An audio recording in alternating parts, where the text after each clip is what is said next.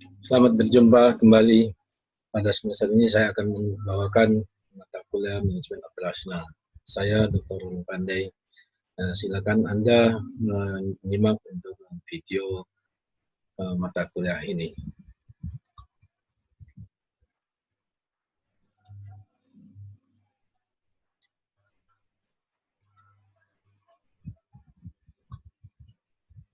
Oke, manajemen operasional atau lebih lengkapnya lagi adalah manajemen produksi dan operasi. Pada dasarnya adalah suatu kegiatan manajemen untuk menghasilkan produk yang berupa barang atau jasa. Pada slide ini ada beberapa ilustrasi tentang kegiatan manajemen produksi dan operasi, yaitu di mana pada masing-masing kegiatan itu ada yang menghasilkan produk, ada yang menghasilkan jasa. Untuk yang slide pertama ini adalah kegiatan peluncuran pesawat ruang angkasa, di mana di situ banyak sekali kegiatan manajemen operasional, yang mulai dari persiapan pesawatnya, membuat pesawatnya, persiapan astronotnya, dan persiapan teknisinya, persiapan dokternya, persiapan makanannya, persiapan bajunya, dan sebagainya, dan persiapan keamanannya. Dan ketika peluncuran ada banyak sekali persiapan-persiapan yang dilakukan. Itu merupakan suatu kegiatan operasional yang sangat besar sekali, yang terdiri daripada banyak sekali kegiatan-kegiatan. Kemudian pada gambar yang kedua adalah kegiatan operasional pada pelayanan kereta api. Ini adalah jasa, jadi kegiatan operasional yang menghasilkan jasa angkutan transportasi umum. Kemudian pada slide yang berikutnya adalah kegiatan penerbangan pesawat ulang-alik yang sama dengan kegiatan peluncuran pesawat ruang angkasa. Ya. Di sini juga memerlukan banyak sekali kegiatan-kegiatan yang diperlukan untuk operasional penerbangan pesawat ulang-alik. Kemudian ilustrasi yang berikutnya adalah di sini adalah pembuatan film, di mana pada pembuatan film ini ada banyak sekali dari mulai membuat skenario-nya, membuat filmnya, pengambilan tempat syutingnya, menentukan tempat syutingnya, kemudian ada tim kesehatannya, ada tim makanannya, ada tim kostum, ada tim tim musiknya, ada tim stuntman-nya, dan sebagainya, sehingga menghasilkan suatu produk yang kita sebut dengan film. Jadi kegiatan produksi dan operasionalnya juga sangat luar biasa. Ini kegiatan ini umumnya berkisar antara 1-2 tahun untuk membuat suatu film yang sangat bermutu, yang sangat berkualitas. Kemudian pada ilustrasi berikutnya di sini adalah penemu mobil Ford, ya, Mr. Ford yang menemukan mobil Ford. Kemudian beliau membuat suatu sistem produksi operasi tentang bagaimana membuat suatu mobil. Jadi sistem memproduksi membuat suatu mobil. Kemudian pada ilustrasi berikutnya adalah kegiatan operasional bagaimana pembuatan jalan layang flyover, ya. Jadi kegiatan konstruksi yang dilakukan. Jadi inilah ilustrasi kegiatan manajemen produksi dan operasi. Ada yang menghasilkan produk, ada yang menghasilkan jasa. Untuk perkuliahan pada semester ini aturannya sama seperti biasa dengan peraturan perkuliahan offline, yaitu dengan adanya kehadiran, kemudian tugas take home dan tugas di kelas itu dijadikan satu. Nanti ada tugas mingguan, ada tugas besar, ya. Kemudian ada ujian tengah semester, ada ujian akhir semester. Kemudian untuk memudahkan komunikasi, ini adalah email saya dan nomor HP saya. Kemudian untuk buku referensi, di sini ada beberapa buku dari buku yang berbahasa Inggris. Yang pertama itu adalah yang dikarang oleh Barry Random and J. Hesser. Ini buku yang sangat terkenal. Di sini sudah ada versi bahasa Indonesianya, sudah dialih bahasakan ke bahasa Indonesia. Kemudian yang buku yang kedua adalah Bernard B. Taylor, Introduction to Management Science. Introduction to Management Science. Ini juga sudah ada yang di bahasa Indonesiakan. Kemudian buku yang ketiga ini adalah tentang Production Operation Management, Manufacturing, dan Service. Nah, buku yang ketiga ini lebih lengkap dibandingkan dengan buku yang satu dan buku yang kedua. Namun demikian, yang buku yang ketiga ini lebih lengkap dengan contoh-contohnya dan lebih aktual. Kemudian buku yang keempat ini sama seperti buku yang ke-1 atau kedua. Jadi saya anjurkan, ini buku-buku ini ada, tinggal di download di internet juga sudah ada ya. Jadi mahasiswa bisa mendownload dari buku-buku ini di internet. Kemudian buku yang berbahasa Indonesia ini ada Edi Herranto, Manajemen Produksi dan Operasi. Kemudian Sukanto, Repsodi Projo, yaitu Manajemen Produksi. Ya. Kemudian Vincent Gasper, ini adalah orang Indonesia, Product Planning and Inventory Control. Kemudian William Stevenson, itu adalah Production and Operation Management. Jadi silakan mahasiswa memiliki atau membeli atau memiliki e-booknya dari internet ya. Untuk perkuliahan yang akan kita lakukan adalah ruang lingkupnya, silabusnya ada sebagai berikut. Yang pertama adalah ruang lingkup manajemen produksi dan operasi. Ya. Di ruang lingkupnya manajemen produksi dan operasi. Kemudian yang kedua adalah penentuan jumlah produksi, berapa banyak produksi yang harus kita produksi. Itu ada beberapa cara, itu dengan menggunakan model forecasting atau peramalan. Ya. Kemudian ada juga dengan model linear programming dengan BEP ya. Nanti ada di selanjutnya. Dan forecasting ini ada beberapa model, yaitu model time series dan model cross section ya. Untuk model time series ada beberapa model lagi. Kemudian pertemuan yang ketiga kita akan membahas tentang forecasting menggunakan Excel, bagaimana menghitung forecasting menggunakan Excel. Pertemuan yang keempat masih tentang forecasting, yaitu dengan regresi sederhana dan regresi berganda. Jadi cara-cara melakukan forecasting dengan menggunakan simple regresi dan multiple regresi.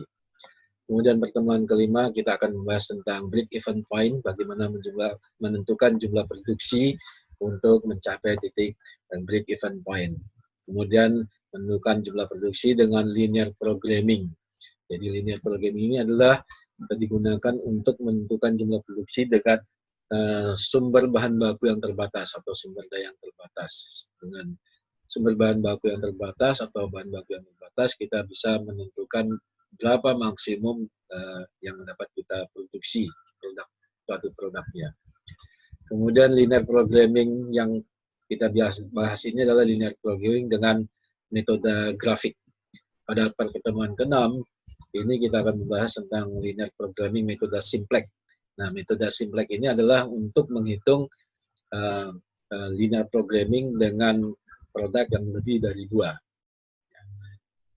Kemudian yang pertemuan ke-7 adalah penentuan lokasi. Untuk menentukan lokasi yang terbaik itu dengan menggunakan metode kualitatif dan metode total cost. Kemudian sesi ke-8 adalah ujian tengah semester. Kemudian sesi ke-9 ini adalah menentukan lokasi metode stepping stone. Jadi di sini adalah untuk menentukan lokasi pabrik ya dengan menggunakan metode transportasi yaitu stepping stone. Kemudian pada pertemuan ke-10 kita akan bicarakan tentang tata letak yaitu bagaimana optimasinya tata letak untuk suatu sistem produksi. Kemudian kita masuk kepada bagaimana membuat penjadwalan dengan menggunakan network planning. Jadi penjadwalan dengan menggunakan network planning yang akan kita bahas di sini adalah menggunakan metode CPM, Critical Path Method. Kemudian dilanjutkan pada pertemuan ke-11 dengan metode CPM dan PERT, ya, program Evaluation Review Technique. Jadi PERT itu adalah program Evaluation Review Technique. Ini adalah satu metode yang selain daripada metode CPM. Kemudian pada pertemuan ke-12, ini kita akan bicarakan tentang manajemen persediaan dengan menggunakan metode EOQ. EOQ itu adalah Economic Order Quantity. Kemudian pada pertemuan ke-13 kita akan membahas tentang penunjang persediaan dengan menggunakan metode back order dan metode EOQ dengan diskon. Kemudian pada pertemuan ke-14 kita akan bicarakan tentang antrian, masalah antrian, queuing, Kemudian pada pertemuan ke-15 kita akan bicarakan tentang metode penugasan, dan pertemuan ke-16 itu adalah ujian akhir semester. Itulah tema-tema atau topik-topik yang akan kita bicarakan selama dalam satu semester ini. Tugas kuliah manajemen operasional ini ada tugas mingguan. Yang pertama adalah tugas mingguan, di mana masing-masing mahasiswa memilih fokus dari salah satu topik di atas. Jadi mahasiswa memilih salah satu topik di atas. Ya. Kemudian yang kedua adalah mencari artikel penelitian, yaitu jurnal di internet. Ya. Jadi di internet, ya, salah di internet yang berkaitan dengan topik yang dipilih sebanyak 2 artikel setiap minggunya. Jadi setiap minggu mahasiswa membaca 2 artikel yang sesuai dengan topiknya. Misalkan topiknya adalah tentang linear programming, maka harus mencari artikel penelitian yang terkait dengan linear programming, ya, di mana 1 artikel nasional dan 1 artikel internasional. Kemudian membuat resume dari masing-masing artikel tersebut. Resume masing-masing artikel dibuat 1 halaman dan diketik dengan Word. Kemudian mengumpulkan 2 artikel tersebut dan resumenya via email ke email saya, yaitu indripan@gmail.com. Sehingga dalam 1 semester masing-masing mahasiswa sudah membaca atau sudah meringkas banyak 2 kali 14, yaitu 28 artikel yang fokus masing-masing tadi. Untuk tugas besarnya, masing-masing mahasiswa itu membuat penelitian sederhana, penelitian kecil, yaitu tentang bidang fokus masing-masing mahasiswa dengan menggunakan data sekunder atau data primer. Ya, data sekunder ini adalah data yang bisa mahasiswa ambil dari internet, ya, dari internet data sekundernya, ya. Sangat banyak sekali data sekunder itu, apakah tentang forecasting, apakah tentang produksi, apakah tentang antrian, ya. Itu data di internet itu sangat banyak sekali. Atau dengan menggunakan data primer jika memungkinkan untuk mengambil data di lapangan, ya. Sehubungan dengan COVID ini, jadi dengan memperhatikan protokol kesehatan itu bisa saja menggunakan data primer, ya, dengan memperhatikan prosedur COVID, ya. Kemudian yang ketiga adalah berdasarkan data tadi itu membuat hitungan-hitungan, ya, dalam manajemen produksi dan operasi, kemudian membuat artikel berdasarkan data tersebut dengan aturan penulisan sebagai berikut. Jadi data tersebut kemudian diolah, kemudian disajikan dalam sebuah artikel. Dan urutan penulisannya adalah ada judul artikel, kemudian nama siswa, abstrak, ada pendahuluan, ada latar belakang, ada tinjauan pustaka, ya. Dan tentunya nanti bagaimana membuat artikel ini nanti akan saya sampaikan pada video yang berikutnya. Kemudian analisa dan pembahasan, kemudian kesimpulan dan saran, dan daftar pustaka. Dalam membuat artikel ini, itu daftar pustaka referensi minimal sebanyak 10 referensi. Berapa halaman untuk artikel ini? Paling banyak adalah 10 halaman. Jadi membuat artikel tersebut adalah antara 8 sampai 10 halaman. Kemudian jumlah referensinya adalah 10 referensi. Nah, kapan tugas ini akan dikumpulkan? Tugas besar ini disubmit itu pada sesi atau pertemuan ke-14. Ya, syukur-syukur bisa pada pertemuan ke-13, ya. Nah, setelah disubmit ke dosen, kemudian artikel tersebut akan dikoreksi, akan direvisi sedikit, ya. Nah, kemudian nanti akan dikembalikan ke mahasiswa. Kemudian sudah itu setiap mahasiswa harus membuat akun di repositori UBJ, kemudian mengupload artikel tersebut pada repositori UBJ. Atau membuat akun pada ResearchGate, ya. ResearchGate adalah suatu web tentang penelitian, ya, di mana mahasiswa bisa membuat akun di ResearchGate tersebut, ya. Jadi silakan membuat, kalau misalkan di repositori tidak bisa membuat akun, maka dipilih adalah di ResearchGate, ya. kalian bisa searching di internet tentang ResearchGate. Dan di ResearchGate ini bisa membuat akun, kemudian bisa mengupload artikel yang sudah dosen revisi. Ya. Kemudian mengupload artikel tersebut di ResearchGate. Nah, sebelumnya artikel yang mahasiswa buat itu tentunya harus dikoreksi dulu atau di-ACC oleh dosen sendiri, yaitu saya sendiri. Kegiatan apa saja yang ada dalam manajemen produksi dan operasi? Ini adalah diagram tentang garis besar tentang manajemen produksi dan operasi. Yaitu adalah yang pertama adalah ide produk atau jasa, ya. Ide produk atau jasa itu sangat banyak sekali, ya.